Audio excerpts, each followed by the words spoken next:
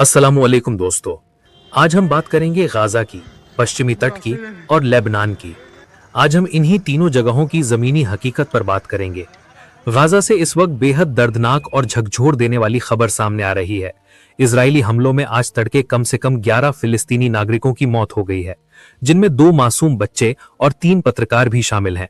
Gaza के स्वास्थ्य मंत्रालय के मुताबिक ये हमले अलग अलग इलाकों में किए गए। मारे गए तीनों पत्रकार मिस्र की राहत समिति के लिए काम कर रहे थे और गाजा में नए बनाए गए विस्थापन शिविरों की रिपोर्टिंग कर रहे थे। मारे गए पत्रकारों के नाम हैं अनस गुनेम, अब्दुल रऊफ और शात मोहम्मद किश्ता। ये तीनों सेंट्रल गाजा में नेतजारिम कॉरिडोर के पास जमीनी हालात को डॉक्यूमेंट कर रहे थे। तभी उनकी गाड़ी को इजरायली हवाई हमले में निशाना बनाया गया। सोशल मीडिया पर सामने आए वीडियो में पत्रकारों की गाड़ी पूरी तरह जली हुई दिखाई दे रही है, जिसमें अब भी धुआं उठ रहा था। इस हमले में एक और व्यक्ति की भी मौत हुई है। मिस्र की राहत समिति के प्रवक्ता ने बताया कि इजरायली सेना को पहले से जानकारी थी कि ये गाड़ी राहत कार्य से जुड़ी है। वहीं इजरायली सेना का दावा है कि गाड़ी में मौजूद लोग ड्रोन के जरिए जासूसी कर रहे थे। इसी बीच सेंट्रल गाजा के देर अल बलह में एक ही परिवार के 3 लोगों की मौत हो गई, जिनमें एक बच्चा भी शामिल है। दक्षिणी गाजा में 13 साल के एक बच्चे को उस वक्त गोली मार दी गई जब वो लकड़ियां इकट्ठा कर रहा था। खान यूनिस के पास एक 32 साल की महिला की भी गोली लगने से मौत हो गई। उत्तर गाजा में हुए हमलों में 2 और फिलिस्तीनी मारे गए हैं। पश्चिमी तट के कब्जे वाले इलाके में स्थित फिलिस्तीनी गांव रस एन अल औजा अब लगभग खाली हो चुका है। ये गांव कभी जॉर्डन घाटी में फिलिस्तीनी चरवाहों की आखिरी बस्तियों में से एक था, लेकिन अब यहां जिंदगी लगभग मिट चुकी है। जनवरी 2026 के मध्य तक गांव के ज्यादातर परिवार अपने घर छोड़ने को मजबूर हो गए। वजह है इजरायली बसने वालों यानी सेटलर्स की लगातार हिंसा, धमकियां और डर। 45 वर्षीय नाइफ गवाने में आग के पास बैठे कहते हैं कि अगर लोग रात में सो जाएं तो सेटलर्स उनके घर जला देते हैं। गांव में महीनों से यही डर छाया हुआ था। अब हालत यह है कि गांव के 650 में से करीब 450 लोग अपने घर छोड़ चुके हैं। कई परिवारों ने जाते समय अपने ही फर्नीचर को जला दिया ताकि सेटलर्स उसका इस्तेमाल ना कर सके। गवाने में कहते हैं कि यह जिंदगी का सबसे दर्दनाक एहसास है, क्योंकि अब गांव में लगभग कोई बचा ही नहीं। रस एन अल औजा के लोग पीढ़ियों से भेड़ बकरियां पालकर गुजारा करते थे, लेकिन सेटलर्स ने या तो उनके जानवर चुरा लिए या जहर देकर मार दिए। कई लोगों को मजबूरी में अपनी भेड़ें बेचनी पड़ी। गांव का मुख्य पानी का स्रोत रस एन का झरना सेटलर्स ने पिछले 1 साल से बंद कर रखा है। लोगों को ना तो अपने जानवरों को पानी पिलाने दिया जा रहा है और ना ही खुद के लिए पानी लेने दिया जा रहा है। ये हालात अचानक पैदा नहीं हुए। बरसों से पश्चिमी तट में सेटलर्स की संख्या तेजी से बढ़ी है। अंतर्राष्ट्रीय कानून के मुताबिक ये बस्तियां अवैध हैं, लेकिन इसके बावजूद इजरायली सुरक्षा बल इन्हें संरक्षण देते हैं। प्रधानमंत्री बेंजामिन नेतन्याहू की दक्षिणपंथी सरकार के दौरान ये समस्या और बढ़ गई है। दिसंबर में सरकार ने बिना मंजूरी बने 19 सेटलर आउटपोस्ट्स को आधिकारिक मान्यता दे दी।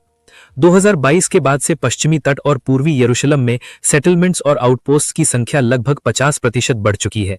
हाल के बरसों में एक और खतरनाक तरीका सामने आया है, जिसे शेफर्ड आउटपोस्ट्स कहा जाता है।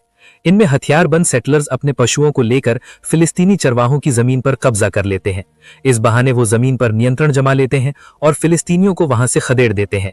एक इजरायली मानवाधिकार संगठन के मुताबिक 2024 तक सेटलर्स इस तरीके से पश्चिमी तट के करीब 14% हिस्से पर कब्जा कर चुके थे और ये आंकड़ा लगातार बढ़ रहा है। रस एन अल औजा जैसे गांव में सेटलर्स सिर्फ जमीन और जानवर ही नहीं छीनते, बल्कि बुनियादी संसाधनों को भी निशाना बनाते हैं। क्षेत्र सी में रहने वाले फिलिस्तीनियों को बिजली की सुविधा नहीं दी जाती। सोलर पैनल लगाए जाएं तो सेटलर्स उन्हें तोड़ देते हैं।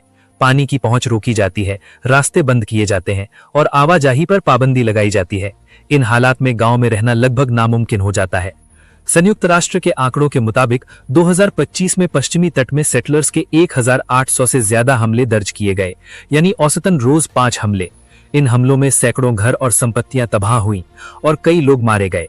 अकेले 2025 में ही 240 फिलिस्तीनी मारे गए, जिनमें 55 बच्चे शामिल थे। इसके अलावा गाजा युद्ध के बाद से अब तक 44 फिलिस्तीनी समुदायों को पूरी तरह उजाड़ दिया गया है। इन हमलों के बावजूद सेटलर्स को लगभग पूरी छूट मिली हुई है। उनके खिलाफ कार्रवाई बहुत ही कम होती है। इस डर और हिंसा के माहौल ने रस एन अल औजा जैसे गांव को नक्शे से मिटा दिया है। जो लोग उजड़े हैं वे जहां जगह मिलती है वहीं शरण लेने को मजबूर हैं।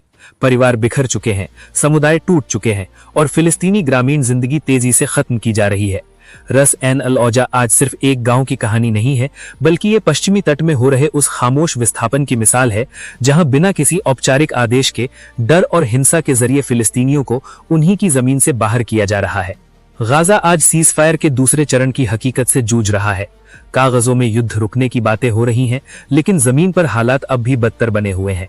गाजा का ज्यादातर हिस्सा इजरायली हमलों में तबाह हो चुका है। ऊंची इमारतें मलबे में बदल चुकी हैं और जो थोड़ी बहुत इमारतें बची हैं उन्हीं में लोग किसी तरह पनाह ले रहे हैं। गाजा सिटी में रहने वाले 58 वर्षीय खालिद अबू जर्रार की कहानी इस हकीकत को साफ दिखाती है। खालिद मूल रूप से नॉर्दर्न गाजा के बैत हनून शहर के रहने वाले हैं, लेकिन पिछले 1.5 साल से अपने परिवार के साथ गाजा सिटी में विस्थापित जीवन जी रहे हैं। उनकी पत्नी को हाल ही में लिवर कैंसर होने का पता चला है और इलाज के लिए उन्हें तुरंत गाजा से बाहर जाना जरूरी है। लेकिन सबसे बड़ी समस्या है रफाह क्रॉसिंग। यही रास्ता गाजा को बाहरी दुनिया से जोड़ता था और आज यही रास्ता लगभग पूरी तरह बंद है। इजराइल ने पिछले 2 सालों से रफाह क्रॉसिंग को सख्ती से बंद रखा है। इस दौरान गाजा में युद्ध चलता रहा और 70,000 से ज्यादा फिलिस्तीनी मारे गए हैं। खालिद अब गाजा की नई प्रशासनिक व्यवस्था से उम्मीद लगाए बैठे हैं। ये नई व्यवस्था फिलिस्तीनी टेक्नोक्रेट्स की एक कमेटी है जिसे अमेरिका के राष्ट्रपति डोनाल्ड ट्रंप के बनाए गए तथाकथित बोर्ड ऑफ पीस की निगरानी में रखा गया है। इसी कमेटी को national committee for Gaza management कहा जाता है। ये कमेटी हाल ही में मिस्र की राजधानी काहिरा में पहली बार मिली और इसे सीज फायर के दूसरे चरण के तहत गाजा के रोजमर्रा के काम संभालने की जिम्मेदारी दी गई है। अमेरिका ने ऐलान किया है कि सीज फायर का दूसरा चरण शुरू हो चुका है, लेकिन जमीन पर हालात अब भी नहीं बदले हैं। सीज फायर लागू होने के बाद भी 400 से ज्यादा फिलिस्तीनी मारे जा चुके हैं। इजराइल ने न सिर्फ हमले जारी रखे हैं, बल्कि कई अंतर्राष्ट्रीय मानवाधिकार और राहत संगठनों को बंद करने का आदेश भी दिया है। इजराइल ने एक बार फिर लेबनान पर भीषण हवाई हमले किए हैं। दक्षिणी लेबनान में कम से कम 2 लोगों की मौत हो गई है और लगभग 19 लोग घायल बताए जा रहे हैं। ये हमला उस युद्ध विराम के बावजूद किया गया है जो नवंबर 2024 में अमेरिका की मध्यस्थता से इजराइल और हिजबुल्लाह के बीच हुआ था। युद्ध विराम के बाद भी अब तक लेबनान में 350 से ज्यादा लोग इजरायली हमलों में मारे जा चुके हैं। ऐसे में सवाल उठ रहा है कि क्या युद्ध विराम सिर्फ कागजों तक ही सीमित रह गया है? अगर आपको इस तरह की जमीनी हकीकत पर आधारित वीडियो देखनी है तो हमारे चैनल को जरूर सब्सक्राइब करें।